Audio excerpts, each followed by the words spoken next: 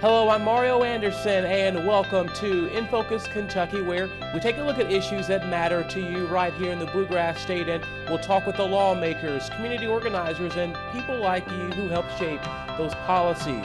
On today's episode, we'll focus on Hispanic Heritage Month and share how those in our state are celebrating the Latino heritage.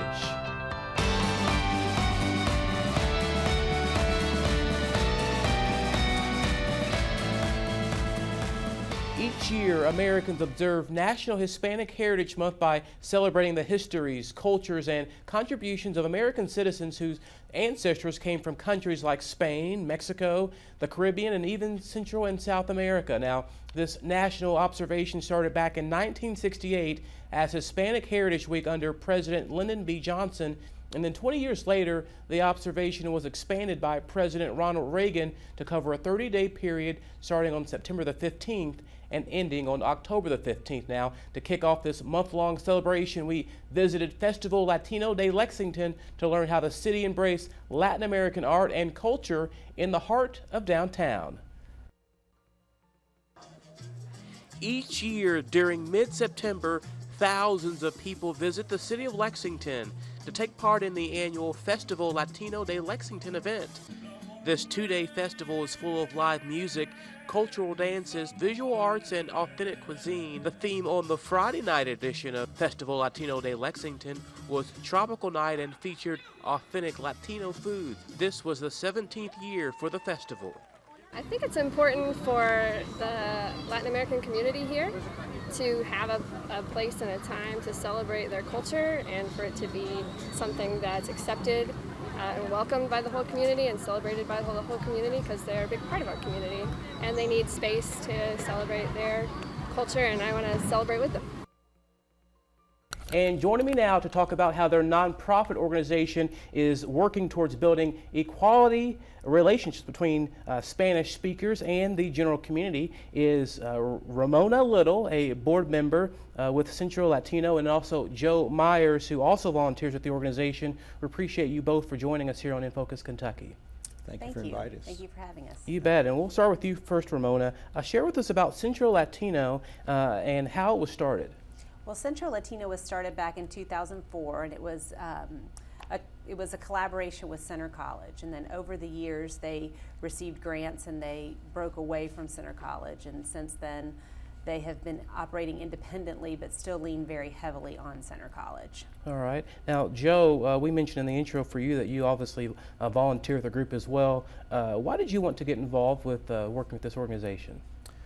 Well, I had become familiar with the issues facing immigrants when I was a public defender and saw some of the harshness in the system where individuals who are not aware of the consequences of immigration, deportation, removal upon pleading guilty. I got to learn more about immigration law, became very interested in from a biblical point of view, from welcoming the stranger, and these things kind of added up. I went on to, I retired from the public defender's office, had an interest in wanting to see if there was anything in my church at St. Andrews in Harrodsburg. I met Maria Cristina Clont. She was a former board chairperson, very instrumental in getting Central Latino moving, and she invited me to Central Latino as a board member. At that point in time, I saw it as a fit for me. I had time.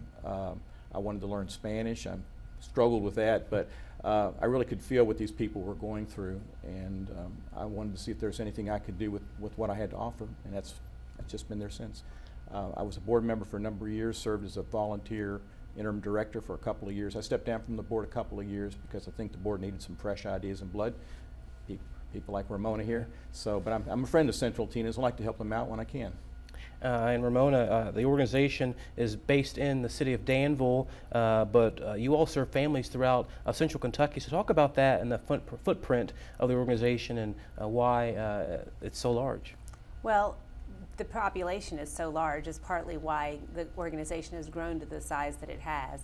We serve mainly families in Danville, Kentucky, and then we also serve families in Mercer.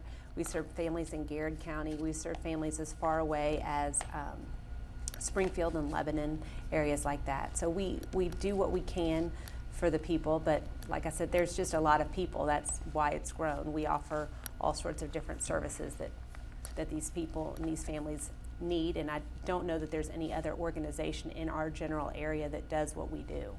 And speak on the importance of, you all have several bilingual volunteers at the organization who help navigate the language barrier, which for those in the Latino and Hispanic community. So talk about how important that need is. Well, obviously, there's people who they don't speak English, or they have very limited English skills, and they don't know how to connect to, for instance, healthcare services.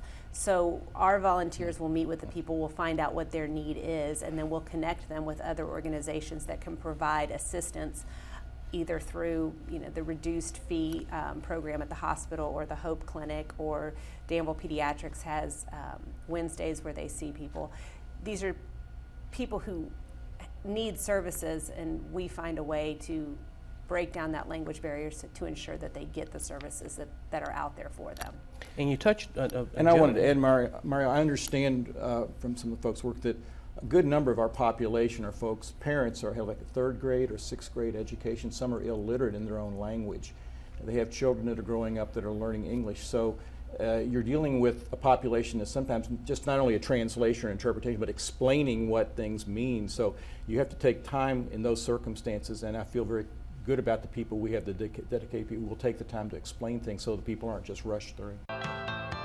Coming up, we'll hear more from the group Central Latino and find out how the organization helps advocate for those in the Central Kentucky Latino and Hispanic community. Stick with us. You're watching In Focus Kentucky.